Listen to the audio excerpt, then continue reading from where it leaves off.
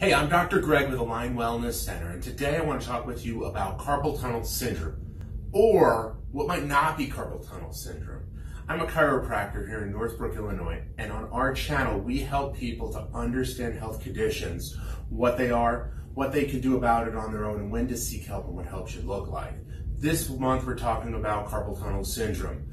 Carpal tunnel syndrome winds up being an inflammation to a nerve that winds up going out to your hand. It happens right down here at the wrist, and it affects the nerve called the median nerve that supplies nerve to the first 3 fingers and a half of your hand. When you have it, we typically think of people experiencing it from ergonomic or desk positioning, but it can happen for many reasons, usually a repetitive activity. One condition that winds up getting mixed up with carpal tunnel winds up being what's called a double crush syndrome. So what can happen in life is that the nerve that makes up this median nerve, it's got a long route to travel to get all the way down to the carpal tunnel. The carpal tunnel, once again, is right down here. So there's several different areas within the body that nerve can get irritated. It can get irritated in the neck. It can get irritated at the brachial plexus, or right here on your body. It can get irritated at your shoulder, your elbow, and even at your wrist. What can happen is that as the nerve that contributes to the median nerve gets irritated, less and less energy, information, and strength gets down to the hand. Then the inflammation within the carpal tunnel winds up just being the last straw that breaks the camel's back, causing your hand to get those sensations. For many people, what happens is they wind up going through physical therapy.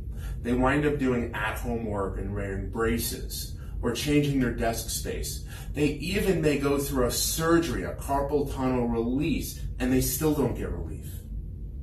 What I know is that when you wind up having these symptoms, carpal tunnel-like symptoms, it's imperative that you not just look at the wrist, but you look at the elbow, shoulder, and cervical spine to understand if there may be a double crush occurring.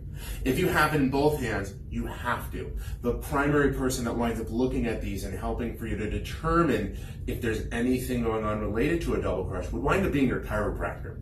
Chiropractors are really well versed at looking the whole body together rather than just looking at an area, which might happen if you were to go to your orthopedist, because they'll have you go down to a wrist and hand orthopedist that might not always look up the stream.